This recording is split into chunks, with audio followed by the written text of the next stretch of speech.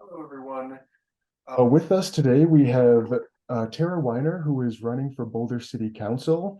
And we have her joining us today to share a little bit about what she stands for and provide any information that we could help inform our voters with when we head to the polls next week. So, Tara, welcome. And if you could please provide us with just a quick background and any information that you'd like to share, we'd love to hear it. Hi, Craig. Great to meet you and great to be here. I'm actually on City Council, and I've been on City Council for 2 years, and I am the one incumbent running for reelection. Amazing. So, yeah, I grew up in Brooklyn like a very long time ago. So, not fancy Brooklyn. And then Philly, where I have 3 daughters, and we all moved here together about 12 years ago. So, I have now 3 daughters and 3 sons-in-law and 3 granddaughters and a husband who is disabled. So in the past 2 years, I've tried to look at a lot of our decisions that we make on city council from the perspective of how my husband would look at it. He cannot walk very far. He gets around by electric bike, interestingly. So I've been a champion of electric biking, and that's one of the reasons why. And since I got a lot older, and you should be happy you're young, my knee I used to be a big hiker, and now I'm on my electric bike. So there's that. But I want to give out my phone number because what I've tried to do is to listen to every community member possible and have them weigh in on a lot of the issues that affect them. So you can all feel free to call me at this number, 609-707-8385. That is my personal cell phone. And the reason why I give that number out is because I actually want to hear from people, not just read emails, but have a conversation. And that's really served me well in the 2 years to hear everybody's perspective.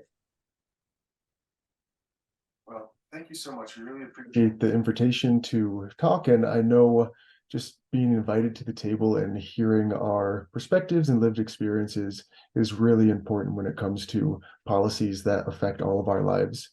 So thank you so much. We really appreciate your time.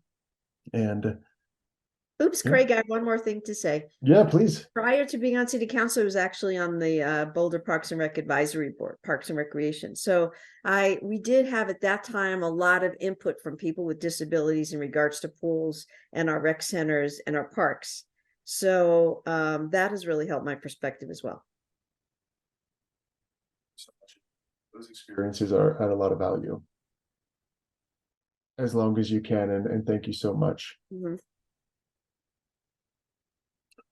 So, what steps do we take to collaborate with disability advocacy groups and involve people with disabilities in decision-making processes that affect our city? Well, we have a community connectors program, and I'm not sure if the people who have disabilities, I feel like there are people who have disabilities on that community connectors program. We always check in with for our ordinances and our decisions on council. But I feel personally that, we have a group of people that are always writing to council, and we get so many emails. And I would love to see, first of all, from the disabilities community, more people writing to council and saying how they feel about certain things. The other thing I would like to see is we have open comment. And now open comment can be virtual. So if there are any topics that you feel are really important, or things that you've noticed in the city that haven't been quite right in terms of how it affects the disabilities community, hearing from people is really powerful. I've done a lot of work with people in the affordable housing community and have tried to champion I would say their perspective. For instance, there's this one person, she is disabled and in a wheelchair, and she's had a lot of trouble getting management in a particular affordable housing community that's private to pay attention to her needs. So I've tried to help her by just reaching out to the management company. So often as a city council person, I can do one-on-one work. That's not like we do mostly legislation, but what I care about is making sure people's quality of life is fair and that you have accessibility. So that's what it's like to be on council. We do legislation and we need to hear from people, but also I like to individually help people that feel that they're not being, that things aren't equitable. equity is super important when it comes to the city, and hearing people's perspective is important. So whatever you can do as a community and as CPWD, that is your acronyms, correct?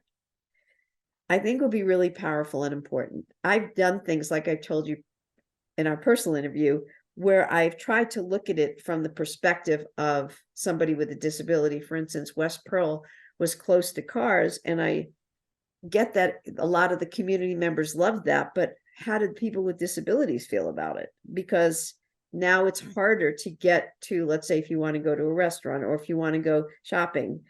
And so hearing the perspective of the disabilities community is super important when it comes to making legislation.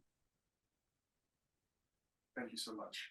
Did I even answer your question? You did. No, you did. And thank you so much for providing the added context and a little bit of the work that you've previously done as well with your role now. And yeah, before we end, is there anything else you'd like to add before we close off? And just thank you again for joining us. And Yeah, I would say that when it comes to disabilities, it's very hard for the non-disability community to understand what it feels like to be disabled. So for instance, my husband often feels invisible, or somebody will look at him and they'll say, well, you look fine. I don't even have, he doesn't even have words for that. He's told me, Tara, we really need to get a warm water pool. We have no warm water pool. It's really important for me. And so, me pushing parks to try to get something in the warm water pool world. But I only hear from my husband. So I reiterate that I would love to hear everybody's perspective from the community, so I can do it. I can to champion disability rights. And I feel that way because it hits personally, for my husband.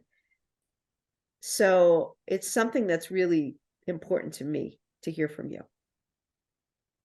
yes, thank you so much. And just the importance and value of shared stories and lived experiences is really the way that we can build the empathy needed to help make sure everyone has the equity and equality within our communities. So thank you so much. We appreciate your time, and good luck next week. Thanks. Bye. Thank you.